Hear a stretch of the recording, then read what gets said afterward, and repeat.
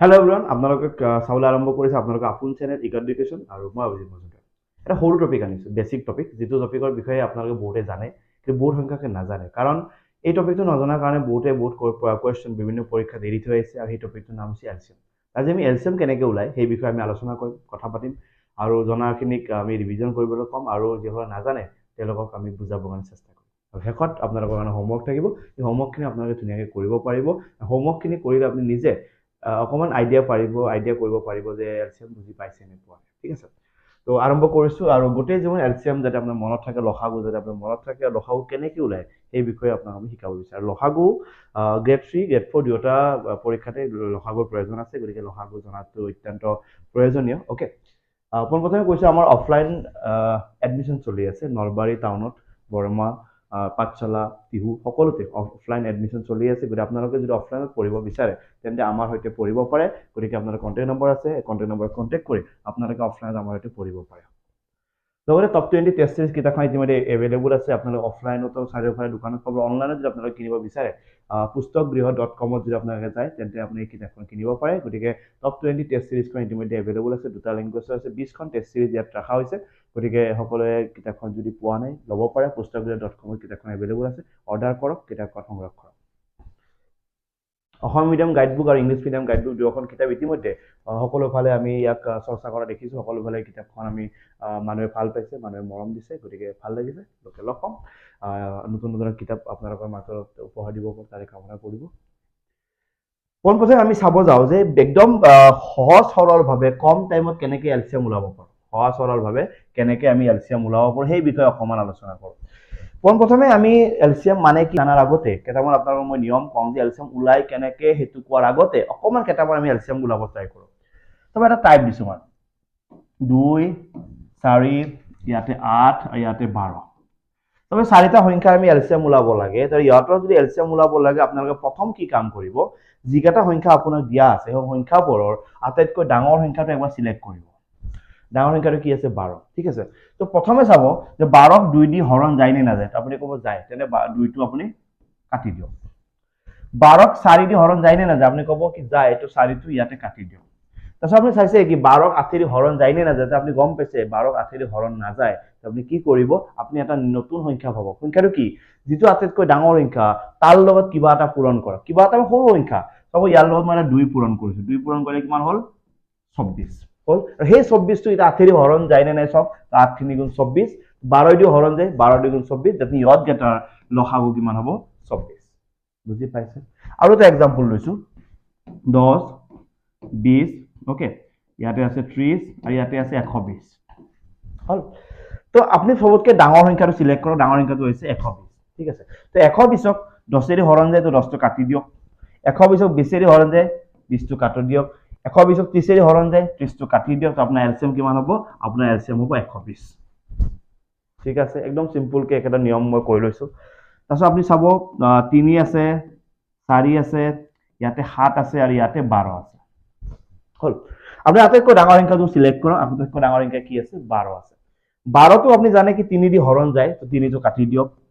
12ক আপুনি জানে 4 দি হৰণ যায় 4 দি কাটি দিয়ক আপুনি জানে 12ক 7 দি হৰণ নাযায় আৰু 7টো এটা কি সংখ্যা মৌলিক সংখ্যা যদি এটা এনেকুৱা মৌলিক সংখ্যা ইয়াতে ৰৈ যায় তেতিয়া আপুনি ইয়াৰ দৰে এনেকৈ কিবা এটা সংখ্যা পূৰণ কৰিব নাযাব কাৰণ মৌলিক সংখ্যা এনেকুৱা বস্তু ইমান সহজত মানে কাৰোবাৰ লগত মানে সম্পৰ্ক নকৰে ই মৌলিক সংখ্যা হয় গতিকে আপুনি কি কৰিব ইয়াৰ লগত ইয়াক পূৰণ কৰিব 7 2 গুণ কিমান 14 7 1 গুণ 7 7 1 কিমান 8 that means কিমান পাইছে 84 আপুনি आंसर কিমান হ'ব 84 বুজি পাইছে ওকে তো এইকেইটা আছিল বেছিক এটা কথাটো হৈছে কি আমি যে এই এলচিএমবোৰ ওলাই আছো লসাগু যে ওলাই আছো এই লসাগু মানে কি হয় লসাগু ওলাই কেনেকৈ লসাগুৰ আৰম্ভণি কেনেকুৱা হয় এই বিষয়ে অকমান আলোচনা কৰিব আপুনি লসাগু জানাৰ আগতে বা এলচিএম জানাৰ আগতে আপুনি এম টো জানিব লাগিব এলচিএম ন আমাৰ নামটো কি আছিল এলচিএম তো এলচিএম জানাৰ আগতে প্ৰথমে আপুনি জানিব লাগিব এম মানে কি এম মানে হৈছে মাল্টিপল যাক আমি কি বুলি কম গুণিতক বুলি কম যাক আমি কি বুলি কম গুণিতক ওকে কাৰণ অসমীয়া যাক কি বুলি কয় ল হা গু সেই গু মানে হৈছে গুণিতক মানে ইংৰাজীত তাক কি বুলি কয় এম এম মানে মাল্টিপল যেতিয়া আপোনাৰ গুণিতক বা মাল্টিপল শব্দটো ব্যৱহাৰ কৰিব তেতিয়া আপুনি জানিব আপুনি স্কুলত যিখন নেউতা মাতিছিলে সেই নেউতাখনৰ পৰা আপুনি গুণিতক ওলাব পাৰে চাব যিকোনো এটা সংখ্যাৰ গুণিতক চাব 5ৰ গুণিতক বুলি ক'লে 5 5 2 গুণ 10 5 3 গুণ 15 5 4 গুণ 20 5 5 গুণ 25 আপুনি যিমান লাগে সিমান পাছৰ নেউতাখন মাতি মাতি গৈ থাকক আপুনি সিমানখিনি সংখ্যা পাই থাকিব আৰু এই সংখ্যাবোৰ হৈছে পাছৰ গুণিতক মানে পাছৰ নেউতাবোৰৰ যিমানবোৰ সংখ্যা আহে সেই সংখ্যাবোৰক কি বুলি কয় পাছৰ গুণিতক 5 10 15 20 এইবোৰ যিমান সংখ্যা আহি থাকিব ইয়াতে কি বুলি কয় পাছৰ গুণিতক বুলি কোৱা হয় মনত থাকিব ওকে এতিয়া হৈছে এমৰ বিষয়ে আমি জানিলো এমৰ বিষয়ে জানিলো এম মানে মাল্টিপল অৰ্থাৎ গুণিতক গুণিতক বুলি ক'লে পাছৰ গুণিতক বুলি ক'লে 5 10 15 যিমান নেউতা আহিব এইবোৰ পাছৰ গুণিতক এতিয়া আহিছো সি সি মানে কমন দুটা একেলগে ক'ব গ'লে সিএম সিএম মানে হৈছে কমন মাল্টিপল অৰ্থাৎ ইয়াতে থাকিব সাধাৰণ গুণিতক সাধাৰণ গুণিতক কি বস্তু জানানে সাপোজ মই পাছৰ কেইটামান গুণিতক ওলাইছো 5 10 15 20 25 30 একেটা আছে পাছৰ গুণিতক হল মই আৰু এটা সংখ্যা লৈছো 10 10 1 গুণ 10 10 2 গুণ 20 10 3 গুণ 30 10 4 গুণ 40 একটা কার হয় এটা আছে 10 এর গুণিতক ওকে মই দুটা সংখ্যা লৈছো এটা লৈছো 5 আৰু এটা লৈছো 10 10 এৰ গুণিতকবোৰ লিখিছো 5 এৰ গুণিতকবোৰ লিখিছো এতিয়া দুয়োৰে যেতিয়া গুণিতকবোৰ লিখিলো তাতে মই দেখিছো কিছুমান গুণিতক দুয়োৰে তাত আছে 10 টো দুয়োৰে তাত আছে দুয়োৰে তাত 20 টো দেখিছো দুয়োৰে তাত মই 30 টো দেখিছো দুয়োৰে তাত মই 40 টো দেখা পাম যাত মই এনেকুৱা কিছুমান সংখ্যা আছে যিবোৰ সংখ্যা মই 5 ৰ ঘৰতো দেখিছো আৰু সেইবোৰ সংখ্যা মই 10 ৰ ঘৰতো দেখিছো যিকেইটা গুণিতক দুয়োৰে ঘৰত আছে সেইকেইটা সিহঁতৰ কমন নাম্বাৰ হয় দ্যাট মিন্স সেইকেইটা কমন সংখ্যা হয় যিকেইটা কমন সংখ্যা দুয়োৰে ঘৰত আছে আৰু যিকেইটা গুণিতক মই দুয়োৰে পৰা বাছি পেলাই আনিছো এই গুণিতকবোৰৰ নাম হৈছে সাধাৰণ গুণিতক যাক ইংৰাজীত আমি কি বুলি কম কমন মাল্টিপল বুলি কম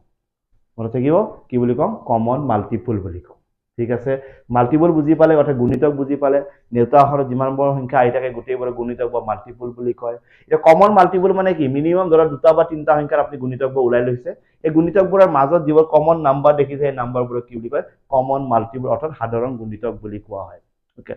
এইবাৰ আইছো লোয়েষ্ট কমন মাল্টিপল অৰ্থাৎ এলসিএম অৰ্থাৎ লঘিষ্ঠ সাধাৰণ গুণিতক আপুনি গুণিতক বুজি পালে সাধাৰণ গুণিতক বুজি পালে এটা কৈ আছো লঘিষ্ঠ সাধাৰণ গুণিতক পাছৰ আপুনি গুণিতকবোৰ ওলাইছে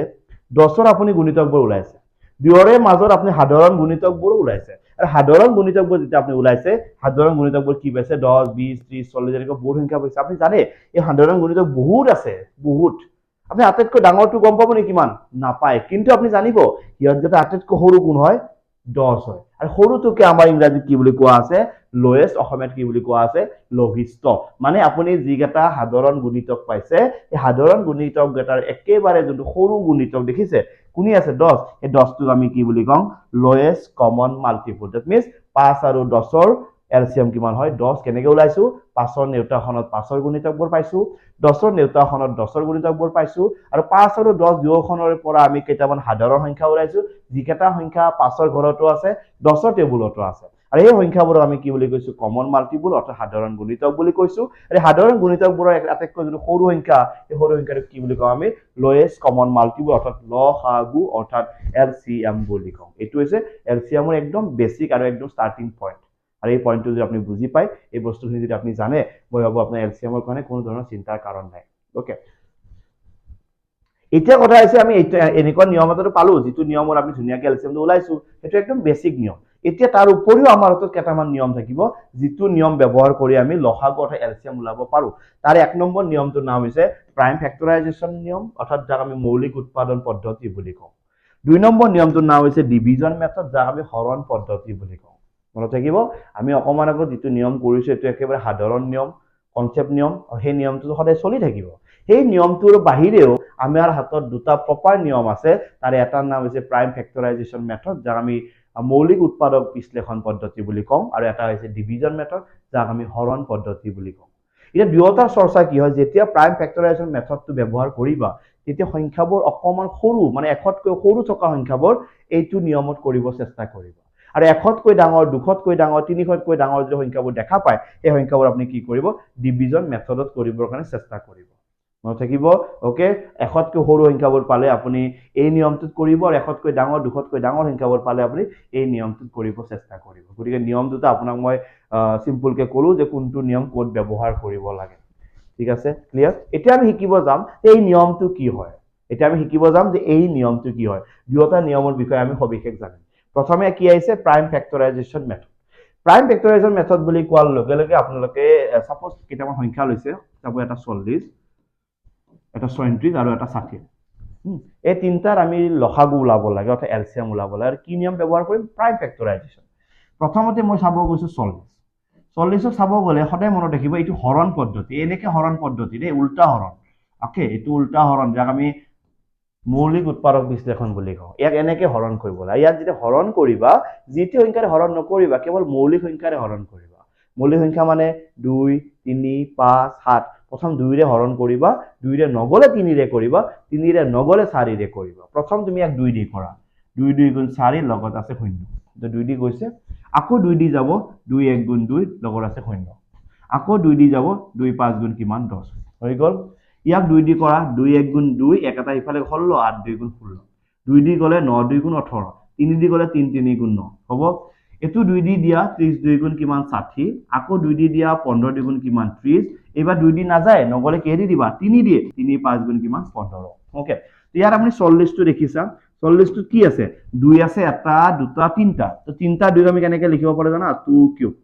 মাজত আছে পূৰণ লগত কোনি আছে 5 নেক্সট সংখ্যা আজ কিমান আছে 36 36 2 কিমানটা আছে দুটা 3 কিমানটা আছে দুটা হৈ গল নেক্সট কোনি আছে 60 60 2 আছে কিমানটা দুটা 3 আছে কিমানটা এটা আৰু 5 কিমানটা আছে এটা হৈ গল এতিয়া আমি কি উলাব লাগে এলচিয়াম অকমান নিয়মটো আপোনাৰ উল্টা উল্টা লাগিব তথাপিও আপুনি ভয় নকৰিব আপুনি প্ৰথম চাওক একে একে কোন আছে ইহতৰ ঘৰতো 2 আছে ইহতৰ ঘৰতো 2 আছে ইহতৰ ঘৰতো 2 আছে ঠিক আছে ইয়াত 2 আছে তিনিটা ইয়াত 2 আছে দুটা ইয়াত 2 আছে দুটা হল এল মানে হৈছে লোয়েষ্ট দে এল মানে লোয়েষ্ট মানে সৰু অৰ্থাৎ লঘিষ্ঠ কিন্তু এই নিয়মটো উল্টা মই স্টাৰ্টিংতে কৈছে নিয়মটো উল্টা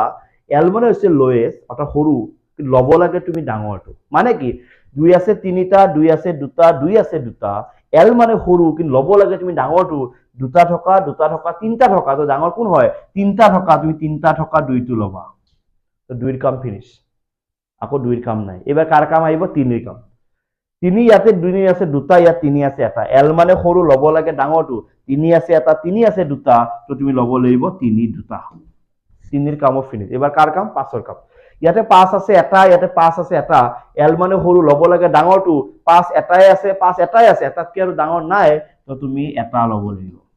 হৈ গল 2 3টা মানে কি 2 2 গুণ 4 4 2 গুণ 8 3 3 গুণ কিমান 9 লগত আছে কিমান 5 8 5 গুণ কিমান 8 5 গুণ 40 লগত 9 4 গুণ কিমান 36 লগত 0 গৰি আনসাৰ কিমান 360 দ্যাট মিন্স 360 হৈছে উত্তৰ এটো নিয়ম কি নিয়ম বুলি কোৱা হয় প্ৰাইম ফেক্টৰাইজেশ্যন মেথড বুলি কোৱা হয় মনত থাকিব উৎপাদক বিশ্লেষণ পদ্ধতি গতিকে মনত ৰাখি ওকে তো ডিভিজন মেথডটো কি হয় ডিভিজন মেথড যদি কেনেকৈ কৰিব পাৰে ডিভিজন মেথডটো ব্যৱহাৰ কেনেকৈ সেই বিষয়ে কৰিম তো ডিভিজন মেথড ব্যৱহাৰ কৰি এলচিয়াম কেনেকৈ ওলাই তাপো ইয়াতে কেটামান সংখ্যা লৈছো 20 30 40 ওকে এনেকুৱা কেটামান তিনটা সংখ্যা লৈছো এই সংখ্যা তিনটা আমি কি কৰিব লাগে এলচিয়াম ওলাব লাগে ওকে ডিভিজন মেথডটো হৈছে কি এনেকুৱা মেথড ওকে তাপো ইয়াতে 20 আছে ইয়াতে 30 ইয়াতে 40 একেলগে গোটেইকেটা হৰণ কৰিম ওকে একেলগে গোটেইকেটা হৰণ কৰিম হ'ব 2 দি ইয়াক হৰণ কৰিলে কেইবাৰ যাব 10 বাৰ 2 দি ইয়াক কৰিলে 15 বাৰ 2 দি ইয়াক কৰিলে 20 বাৰ হৈ গল আকৌ 2 দি যাব 2 দি ইয়াক গলে 5 বাৰ কিন্তু 2 দি ইয়াক না যায় নগলে ইয়াক এনেকে থৈ দিবা 2 দি ইয়াক গলে কেইবাৰ 10 বাৰ আকৌ 2 দি না যায় তো 5 দি দিছো 5 দি যাব 1 বাৰ 5 দি যাব 3 বাৰ 5 দি যাব 2 বাৰ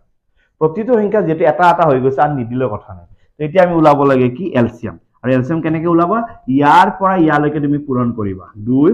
পূৰণ 2 পূৰণ 5 পূৰণ 3 পূৰণ 2 হ'ব তো কেনেকৈ 2 2 গুণ 4 5 4 গুণ কিমান 20 আৰু ইফালে কিমান আছে 6 6 2 গুণ কিমান 120 দ্যাট মিন্স আনসার কিমান 120